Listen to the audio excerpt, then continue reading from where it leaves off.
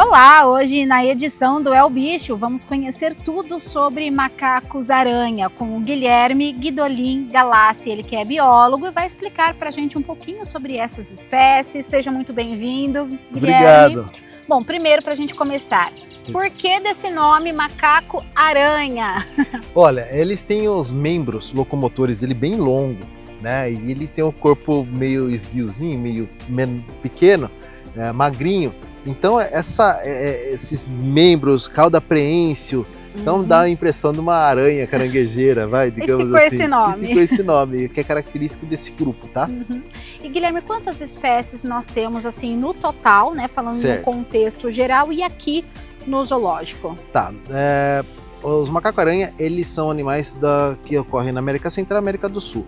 Então, desses grupos aí, temos 7 espécies e mais 2 espécies com subespécie, totalizando 7 subespécies.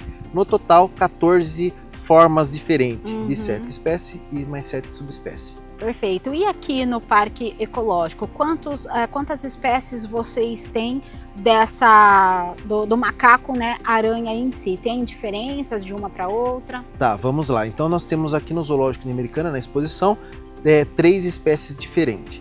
Temos o macaco-aranha de cara preta, o macaco-aranha simples assim, o macaco-aranha de testa branca, que é uma outra espécie, que tem a característica da testa ter um penteadinho branquinho, e o macaco-aranha de cara vermelha. Então temos essas 3 espécies aqui no zoológico. Perfeito. Vamos falar um pouquinho agora das características, né, dessas espécies. Vamos começar então pelo mais comum, talvez, né, o macaco pretinho. Tá. Vamos lá. O macaco-aranha, o Ateles chameck, ele é uma espécie de macaco-aranha que ele não tem o polegar. Tá? Isso é característico do macaco-aranha. Eu tô falando dele exclusivamente, que ele não tem, porque o de cara vermelha ele tem um vestígio de polegarzinho. Então esse é totalmente ausente, o polegar. E isso que dá o nome ao gênero, tá? Atele, que é ausente, imperfeito, tá? No grego antigo, que é exatamente pela falta de um polegar. E o que isso daí influencia para um macaco-aranha? Agilidade.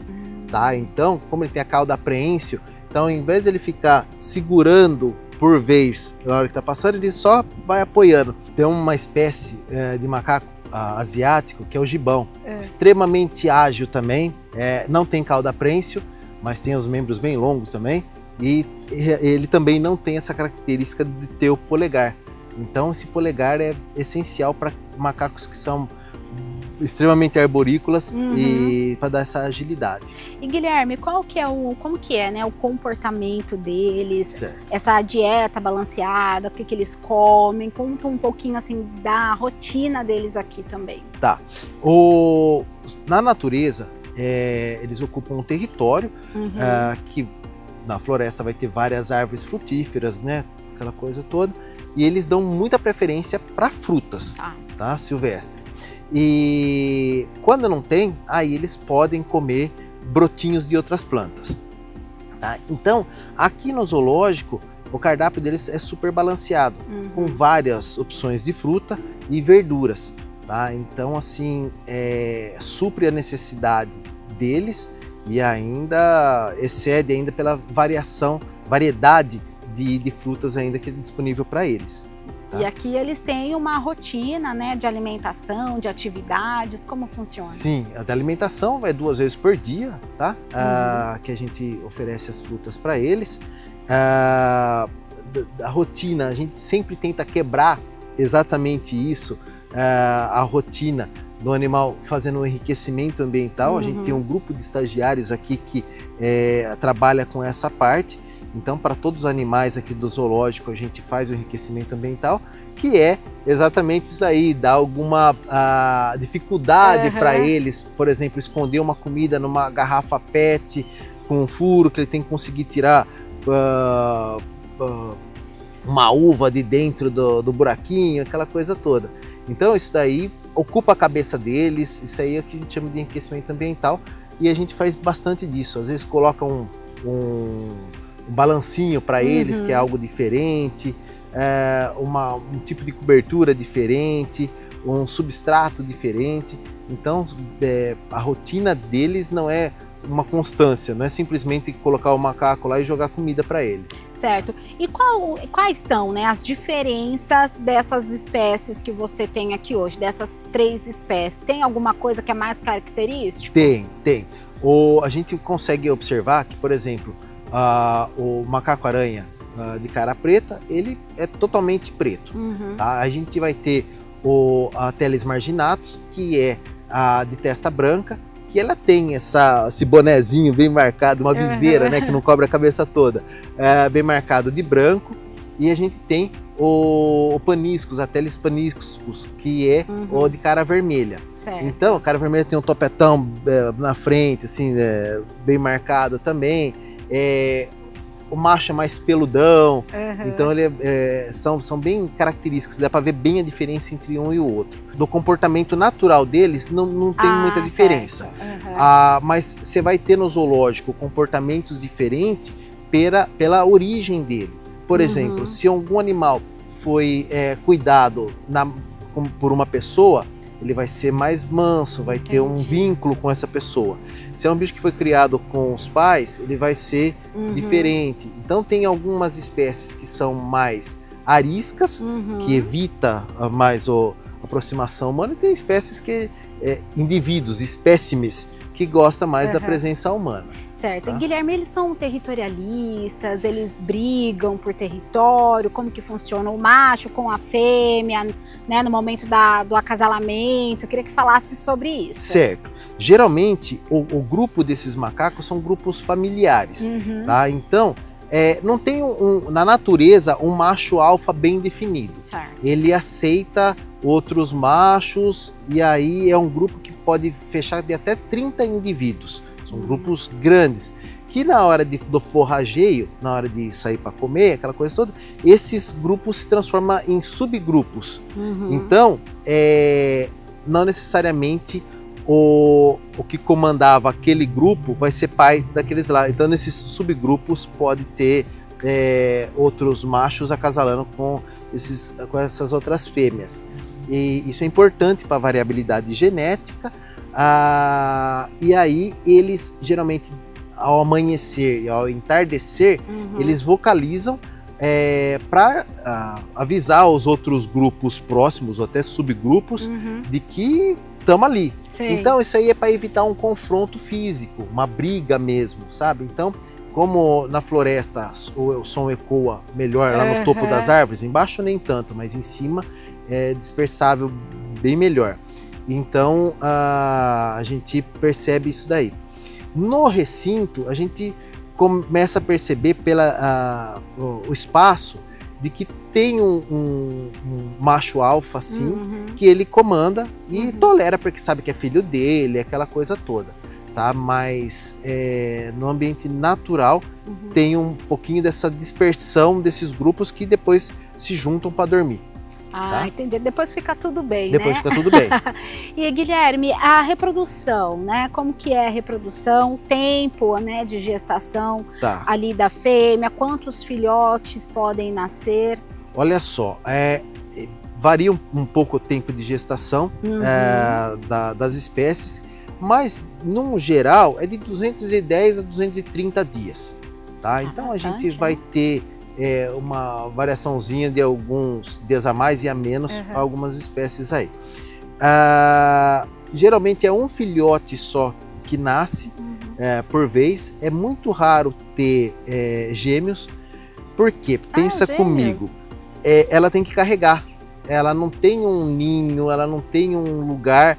E como eu falei para vocês, são extremamente arborícolas. Então, para descer em chão, terra firme mesmo, é uma necessidade muito grande. Até água para beber, eles tentam pegar de bifurcação da árvore que empoça água, nas bromélias, para evitar ao máximo descer. E descer sempre pode correr risco de predação. Tá? De uma onça, algum bicho grande lá pegar eles. E eles são extremamente inteligentes, são, então, né? São. Então, dessa parte aí do comportamento, de gestação deles, de reprodução, fica difícil para a mãe estar carregando 2 filhotes. Ela tem 2 tetas que conseguiria amamentar, mas não é viável pelo peso, tá? Então ela acaba liberando o filhote, né, mais jovenzinho, que ele fica até um ano para mais ainda nas costas dela. Então é uma mala, né? Um peso grande aí. Guilherme, quais são os cuidados, né, que precisam ter assim no manuseio mesmo, falando sobre a saúde desses animais também, né? Como que é realizado aqui também o check-up, né, dos exames deles e estimativa de vida, né? Eles vivem até quantos anos? Legal. Né? Vamos lá, para a gente fazer o manejo deles, para fazer uma interferência, fazer algum medicamento, alguma coisa, a gente sempre tenta priorizar para segurar mecanicamente. E isso é super complicado, porque são bichos extremamente fortes, tá? Então, não parece um macaquinho e tal, mas a força que eles têm é incrível. Então a gente olhando eles deslocarem de uma árvore, alguma coisa assim, com uma facilidade, com a pontinha dos dedos, aquela coisa toda. A gente não imagina que se a gente fosse fazer a mesma coisa, a força que teria que exercer. A gente às vezes para fazer uma barra sofre tanto, né? Então eles assim são muito fortes, precisa de mais de uma pessoa para conter, porque você consegue de repente imobilizar os braços, mas ele tem a cauda ainda que possa te segurar, as patas traseiras dele que tem uma pega como se fosse uma mão, né? O pezinho dele. Então é bem complicado de se trabalhar sozinho, tá? Mas em 2, em 3 pessoas assim, capturando ele é bem tranquilo. E aí é o trabalho do veterinário aí que vai fazer o que precisa, tá? Além dessa parte da contenção, nós temos também a parte da ambientação do recinto, que a gente precisa para ter.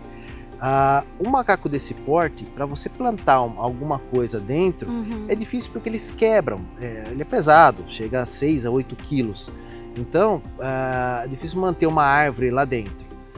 Se simplesmente não tem árvore, você plantar, eles vão quebrar. Entendi. Tá? Então é legal e aos poucos colocar eles já em recinto já que tem a já planta. Preparado, né? Isso, que ela desenvolve melhor.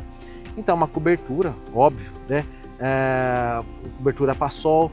Então é bem interessante você pensar mais ou menos no que é o ambiente natural deles. Aí o pessoal de repente pode pensar, mas eles vivem só nas árvores, nas florestas. Não, você tem bastante imagem deles andando em praia de rio, lá no Mato Grosso, você tem algumas, e andando de pezinho, é bem legal assim. Então, assim, eles também caminham e tal.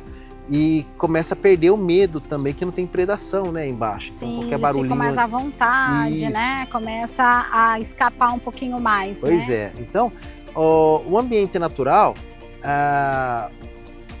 traz alguns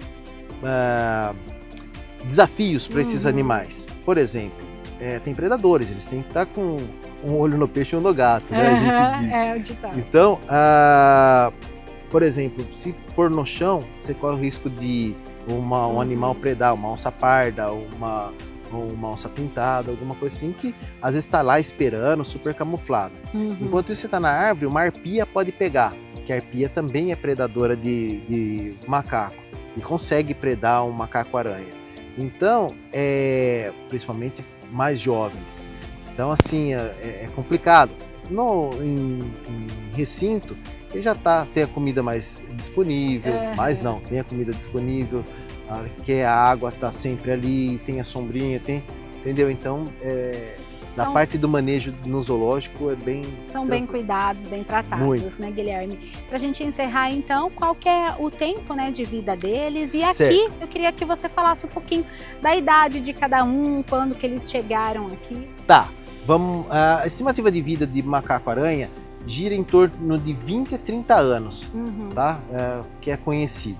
A fêmea aqui tem um casal, tá? É mãe e filho. Certo. A mãe veio pro zoológico, não veio bebê, ela veio jovem, e em 1994, estamos em 2026, então ela já está idosa, tá? E está firme e forte aí.